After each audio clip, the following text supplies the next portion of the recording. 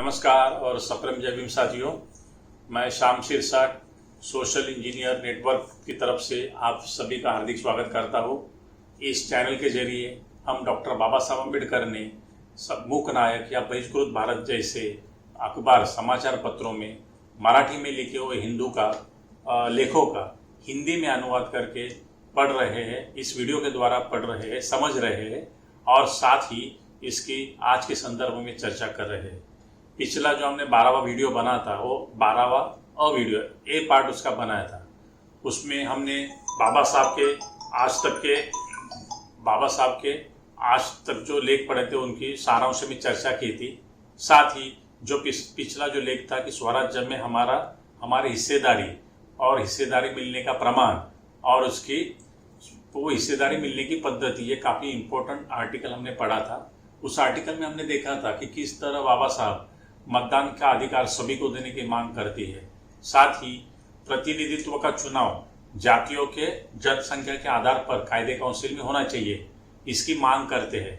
साथ ही उन्होंने ये दिखाया था कि फ्रेंचाइजी कमेटी ने किस तरह बहिष्कृत मुंबई इलाके का एग्जाम्पल लेके उन्होंने बताया था कि बहिष्कृत जो फ्रेंचाइजी कमेटी थी या सेंट्रल काउंसिल था तो उन्होंने बहिष्कृतों की संख्या 1 या 2 कैसी रखी थी, लेकिन उन्होंने प्रूव किया था कि मुंबई इलाके की जनसंख्या के आधार पर उनकी जनसंख्या 8% है, तो उसके आधार पर उनके प्रतिनिधि 9 होने चाहिए। और साथ ही वो ये भी डिमांड करते हैं कि सेंट्रल लेजिस्लेटिव काउंसिल में ये 9 प्रतिनिधियों से कम 1 प्रतिनिधि चुना जाना चाहिए। साथ ही उस लेख के अंत में वो अंग्रेज सरकार को भी चेतावनी देती है कि वरिष्ठ हिंदू यानी ब्राह्मण जो हमें अधिकार नहीं देना चाहते हैं, तो वो स्वाभाविक है कि वो हिस्सेदारी किसी को और को देना नहीं चाहते स्वार्थ से प्रेरित होकर।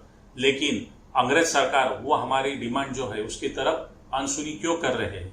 अगर वो हमारी डिमांड को सुनकर स्वराज्य यानी संविधान की रचना करती है तो अंग्रेज सरकार के प्रति इन वर्गों की श्रद्धा बढ़ेगी।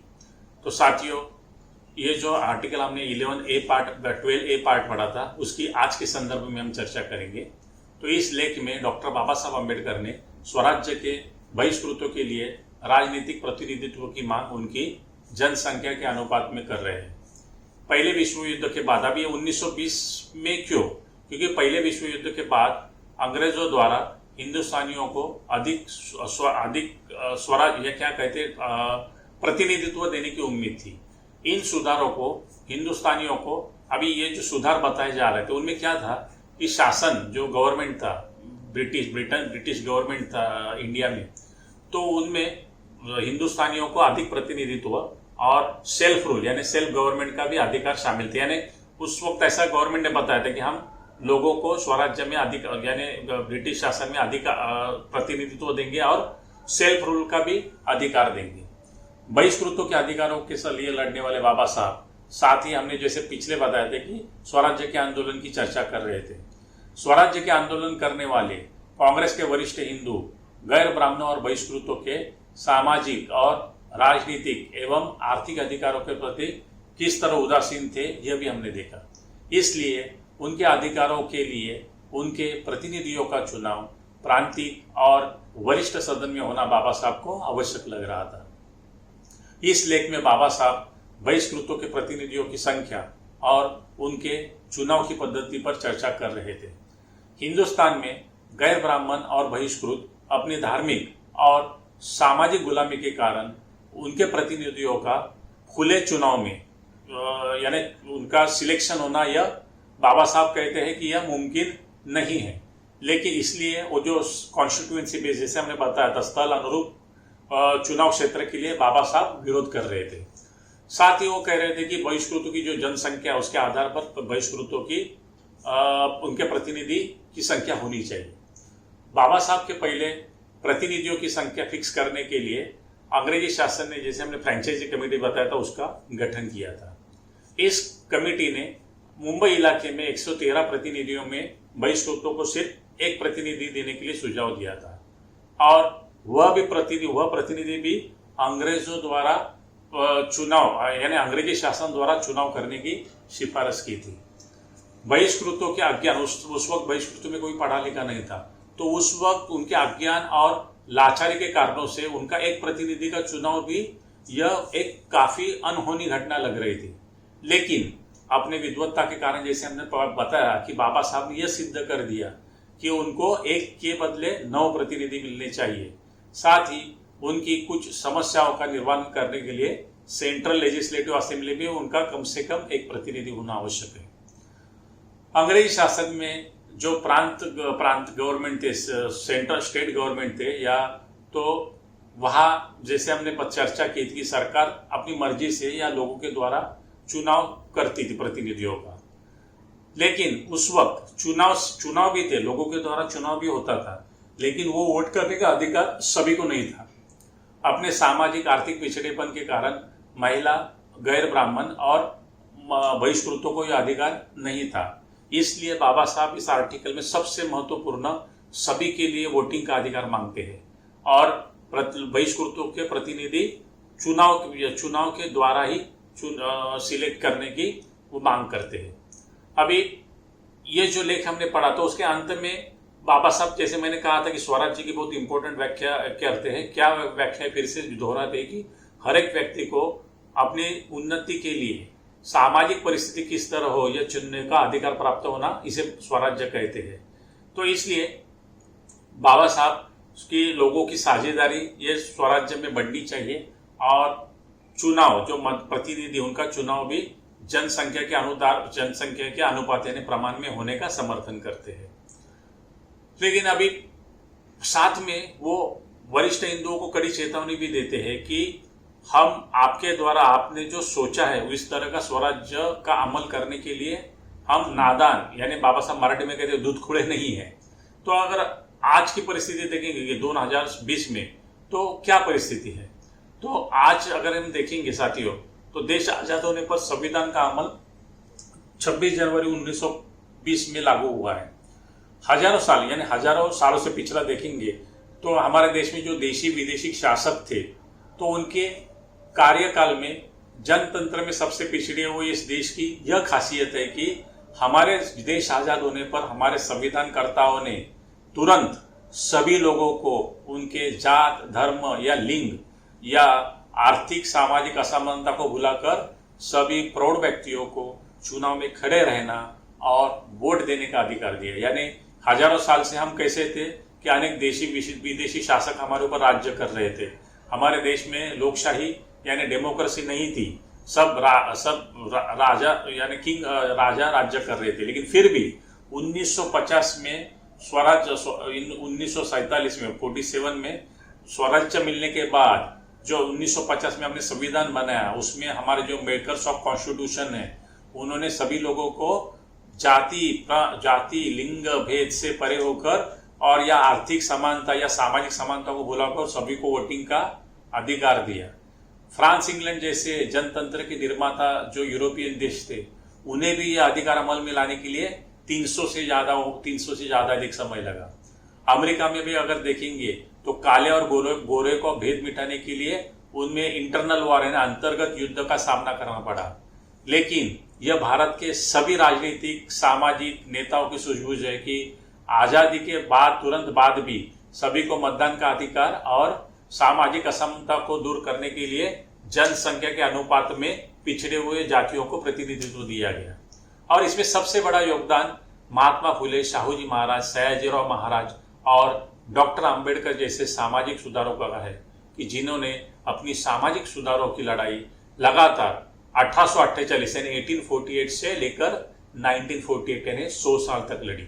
1848 में हमने बताया कि महात्मा फुले ने पहला बच्चों लड़कियों के लिए स्कूल खोला था और 1948 में हमें देश की आज़ादी मिली और देश के वरिष्ठ हिंदुओं को सोचने पर मजबूर किया कि बगैर सामाजिक धार्मिक समानता के राजनीतिक स्वराज्य का कोई अर्थ नहीं है।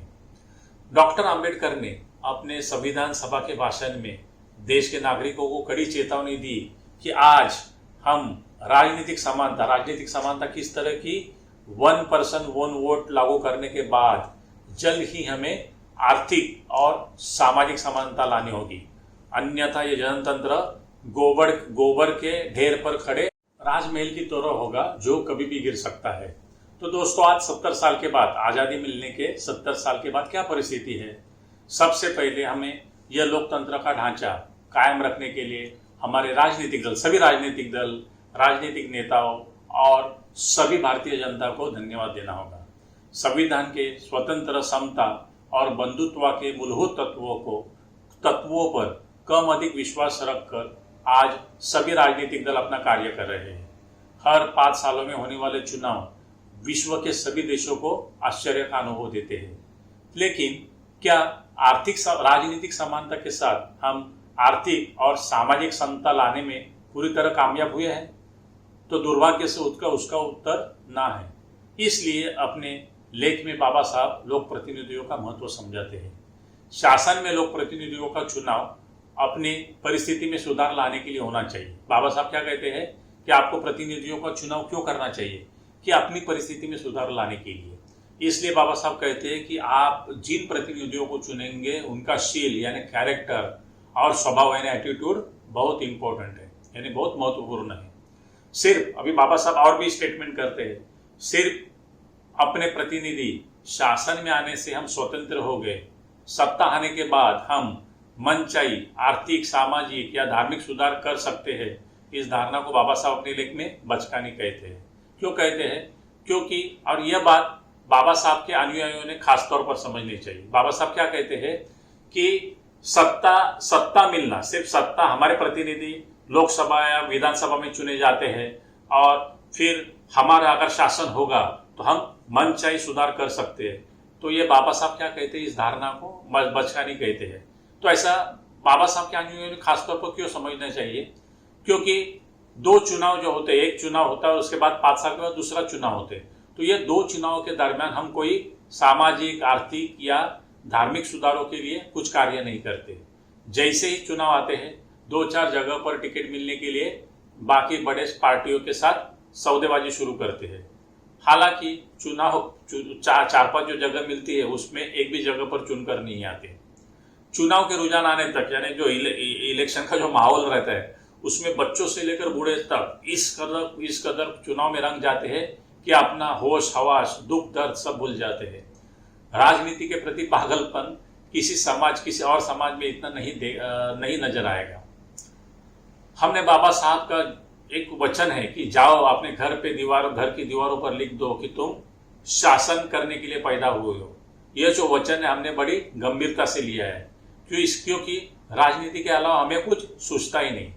लेकिन हम भूल रहे हैं कि राजनीति में सक्सेस पाने के लिए लंबे समय और लगातार सामाजिक, धार्मिक और आर्थिक क्षेत्र में काम करना पड़ता है। सिर्फ अभी बाबा साहब और एक महत्वपूर्ण कहते हैं कि सिर्फ सत्ता में आने से मनुष्य स्वतंत्र नहीं होता है, अपने स्वभाव के कारण स्वतंत्र होने पर भी वह परतंत्र में रहता है। यानी आपको अगर सत्ता भी मिले लेकिन आपका एटीट्यूड अगर गुलामी का रहेगा तो आप क्या रहोगे? परतंत्र में ही रहोगे। तो बाबा साहब का आज भी ये जो कहना कितना सही है, अभी देखिए कि आज जनसंख्या के जो अनुपात है, एससी कैटेगरी जिसके कहते हैं, तो उसके परसेंटेज में लोकसभा में कितनी है? 547 सीटें है। तो उसमें कितने 84 जो सांसद है वो अनुसूचित जाति से चुने जाते हैं और 47 सांसद ये अनुसूचित जनजाति यानी एसटी से चुने जाते हैं। देखिए कि बाबा साहब उस समय मांग कर रहे थे कि जाति की संख्या की प्रतिनिधि के आधारों पर प्रतिनिधियों का चुनाव होना चाहिए। साथ ही बाबा साहब कह रहे हैं कि प्रतिनिधि चुने जाने पर भी उनके स्वभाव के ऊपर डिपेंड है। तो स्वभाव अगर उसका गुलामी का रहेगा तो आजाद होने के बाद भी वो कुछ उसका फायदा नहीं होता है। तो आप देखिए कि 84 सांसद अनुसूचित जातियों के हैं, 47 सांसद एसटी यानी जनजाति से। तो क्या यह सांसद अपने समाज के प्रति सही में अपना उत्तरदायित्व निभा रहे हैं? हालांकि चुनकर सत्ता में आने के बाद भी वह अपने पार्टी और उच्च वर्णीय नेताओं की गुलामी के कारण वह स्वतंत्र नहीं होते हैं। क्या होता है कि हर 5 साल में हम देखेंगे तो चुनाव के समय एससी एसटी के चुनाव क्षेत्र बदलते रहते हैं, यानी लॉटरी सिस्टम से। आज ये साल में कोई एक वार्ड एससी है तो अगले 5 साल में कोई दूसरा वार्ड एससी के लिए या एसटी के लिए आरक्षित होता है। तो जो चुनाव क्षेत्र आरक्षित होता है वहां का प्रभावशाली, तो उधर सिचुएशन क्या होती है कि समझो ये चुनाव क्षेत्र ये आरक्षित अगर डिक्लेयर हो गया, तो फिर वहां का जो प्रभावशाली उच्चवर्णीय राजनेता है वह अपने किसी चेले को जो SC ST से है उसे उम्मीदवारी देता है और फिर उसी के प्रभाव से वो SC ST का नेता चुनकर आता है। तो फिर अगर इस तरह वो अगर चुनकर आएगा तो क्या वह अपना स्वतंत्र रूप से कार्य कर सकेगा क्या? तो नहीं। आज यही हाल सभी जगह में है कि आप देखेंगे तो कुछ गिने चुने लोग हैं पिछड़ी जाति के कि जो खुली जगह पे भी चुनाव लड़कर जीत हासिल कर सकती है, लेकिन वो भी किस तरह करते हैं? तो अपने बल पर नहीं, तो पक्ष या हाई कमांड की ताकत पर। यानी कुछ उम्मीदवार हैं खुली जाति खुली जगह पे ओपन सीट पे भी चुनकर आते हैं, लेकिन वो किसके वजह से? तो अपने पक्ष के नाम पे या हाई कमांड के नाम पे। और एक है इसमें कि बाबा साहब ये क्वेश्चन पूछते हैं कि क्या उच्च जाति के मतदाता कनिष्ठ जाति के मतदाता को वोट देकर अपने से उच्च स्थान के ऊपर प्रतिनिधि के रूप में स्वीकार करेंगे? तो आज बाबा साहब ने ये 1920 में लिखा, तो 100 साल के बाद भी हम अगर हमारे मन से क्वेश्चन करेंगे तो हमें इस लोकतंत्र के सफलता के बारे में सोचने पर मजबूर करता है कि क्या हम सही में लोकतंत्र को सही मायने में इम्प्लीमेंट कर रहे हैं क्या? तो अगर ये लोकतंत्र सही मायने में यानी इम्प्लीमेंट नहीं हो रहा है, असफल हो रहा है, तो जिम्मेदारी किसकी है? लोकतंत्र की है, संविधान की है कि हमारे महापुरुष की है? तो नहीं, तो इनकी किसी की नहीं, तो बल्कि हम सब नालायक साबित हो रहे हैं। इसलिए अभी हाल ही में देखेंगे कि प्रकाश आंबेडकर जी ने कि राजनीतिक आरक्षण खारिज करने की मांग की है। अभी जिन डॉक्टर आंबेडकर ने 1920 में, अभी हमने आर्टिकल पढ़ा था कि वरिष्ठ हिंदू और अंग्रेजों से लड़कर बहिष्कृतों की उन्नति के लिए जाति के आधारों पर आरक्षण हासिल किया था, उन्हीं का पोता इस आरक्षण को 100 साल के बाद 2020 में खारिज करने की मांग कर, यह इस राजनीतिक आरक्षण को खारिज करने की मांग कर रहा है। यह इतिहास की एक अजीब दास्तां है। अभी ये सही है कि गलत है, इसमें हम चर्चा नहीं करेंगे, लेकिन ये एक नीति, ये इसको क्या कहते हैं, डेस्टिनी कहते हैं। 100 साल पहले बाबा साहब ने लड़कर मांगी थी और आज हम उसे खारिज करने की मांग कर रहे हैं। और बाबा साहब ये कहते हैं कि हाथ में सत्ता आने पर भी उसे किस तरह उपयोग में लाना यह उसके स्वभाव पर निर्भर करता है। किसके ऊपर? प्रतिनिधि की स्वभाव पर। अभी ये सिर्फ प्रतिनिधियों पर लागू नहीं होता है, तो वो हर जगह पे लागू होता है। अभी आज देखिए कि समझो हम एक उदाहरण लेते हैं कि इलेक्शन कमीशन का उदाहरण लेते हैं, तो उसमें TN जो सेशन इलेक्शन कमीशन थे, उनके पहले और उसके बाद भी कितने इलेक्शन कमिश्नर आए, लेकिन क्या वह TN सेशन के जैसा कार्य कर सके? नहीं। इस देश में कितने IAS ऑफिसर है और उन्हें संविधान का पूरी तरह संरक्षण है, फिर भी तुकाराम मुंडे जैसे कुछ गिने चुने ऑफिसर ही विवाद में क्यों फंस जाते हैं? संविधान जो हम देखेंगे तो राष्ट्रपति से लेकर पटवारी तक सभी को उन्होंने संवैधानिक अधिकार दिए हैं, फिर क्यों गिने चुने ऑफिसर अपने अधिकारों का उपयोग लोगों के हितों के लिए करते हैं? क्योंकि बाबा साहब ने जैसे कहा था वो उनके स्वभाव और शील पर निर्भर करता है।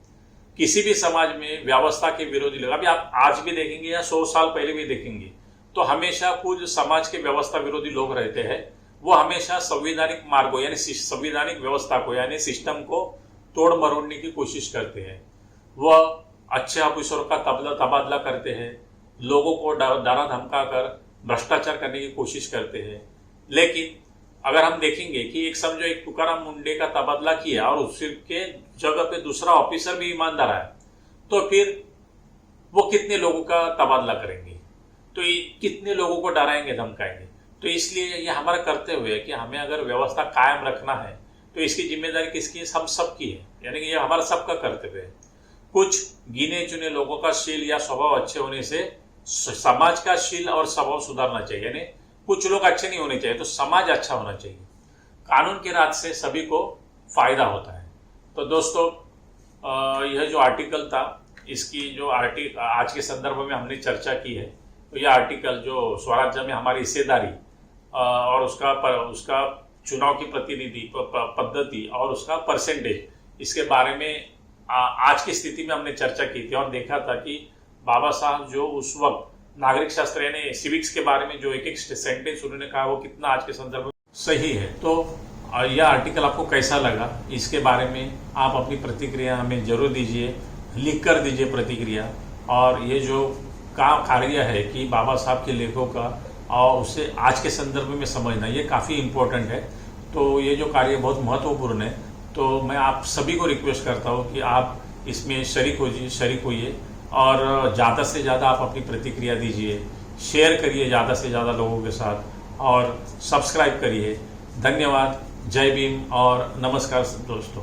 Thank you.